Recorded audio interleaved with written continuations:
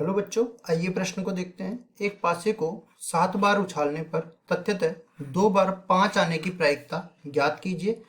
प्रश्न को हल करने से पहले इसकी मुख्य अवधारणा की चर्चा कर लेते हैं। मुख्य अवधारणा, तो देखिए, मुख्य अवधारणा में सबसे पहले हम लोग बात करते हैं बर्नौली प्रमेय की। बर्नौली प्रमेय बर्नौली प्रमेय क्या कहती है कि जब भी कोई घटना n बार घटित होती है और अपने को r सफलताएं मिलती है तो इसकी प्रायिकता को इस तरह से दर्शाते हैं सूत्र रूप में x बराबर में r। ये बराबर आ जाएगी n में से r सफलताएं लेना और सफलता की प्रायिकता को p से निरूपित कर देते हैं। इसकी घात हो जाएगी सफलता की संख्या। असफलता की प्रायिकता को q से निरूपित कर देते हैं और इसकी घात हो जाएगी असफलता की संख्या। और यहाँ पे देखो, बर्नौली प्रमेय में एक चीज और होती है कि इसमें दो तरह की घटनाएं होती है अपने पास, एक सफलता तो दूसरी असफलता।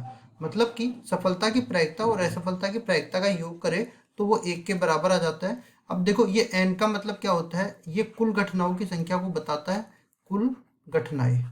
फिर आगे चलते हैं r पे, तो r बताता है अपने को सफलता की संख्या को, सफलता की संख्या। इसके बाद चलते हैं पी पे, तो पी बताता है अपने पास सफलता की प्रायिकता को, सफलता की प्रायिकता।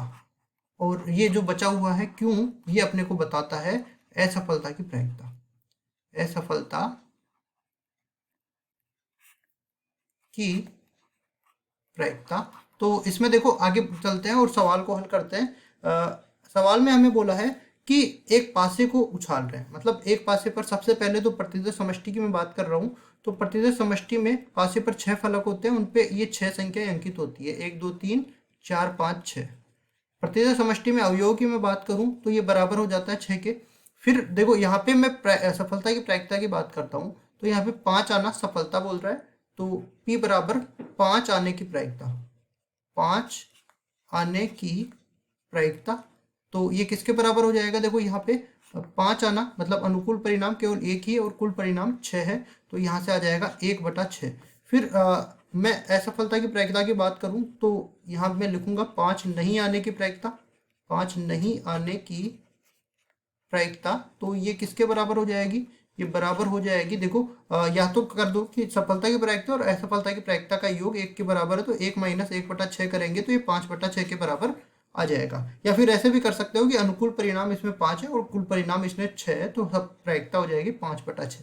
अब बात करता हूँ मैं एन और आर की, तो देखो एन यहाँ पे किसके बराबर हो जाएगा, पासे को कितनी बार उछाला जा रहा है, 7 बार उछाला जा रहा है, और उसमें से सफलताएं कितनी चाहिए, तथ्य थे 2 बार, तो आर का मान मिल जाएगा 2।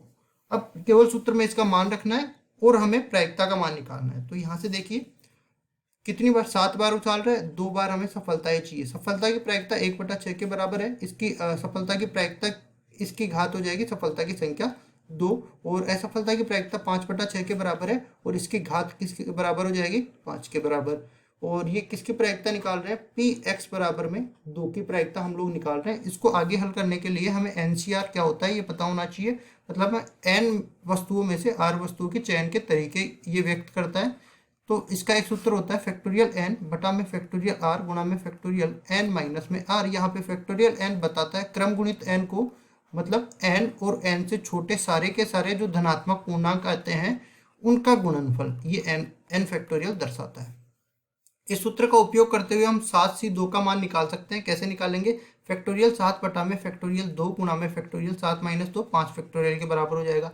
इसको लिख सकते हैं 7 गुणा में 6 गुणा में 5 फैक्टोरियल, नीचे अपने पास आ जाएगा 2 गुणा में 1 और फैक्टोरियल 5 को इसी तरह रखेंगे, तो फैक्टोरियल 5 से फैक्टोरियल 5 कट जाएगा, 2 से ये 6 कटेगा 3 बार, तो 7 7 दिया 21, ये अपने पास आ जाएगा 7c2 का मान।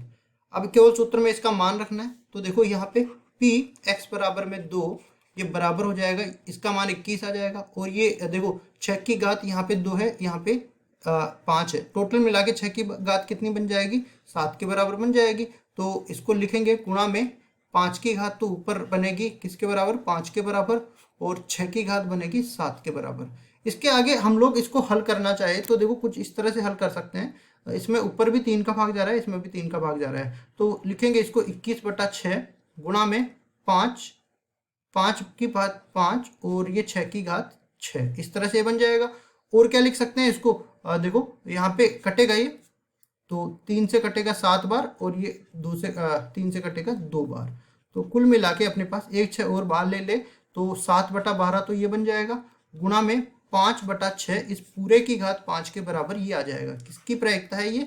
जब हम पासे को 7 बार उछाल रहे हैं और हमें 5 आना सफलता बोला है, पासे पर 2 बार 5 आ रहा है, तो इसकी प्रायिकता किसके बराबर हो गई? 7/12 गुणा में 5/6 की घात 5 के बराबर। यही हमारा उत्तर है। आशा करता हूँ ये सवाल आपको समझ में आया होगा। धन्यवाद।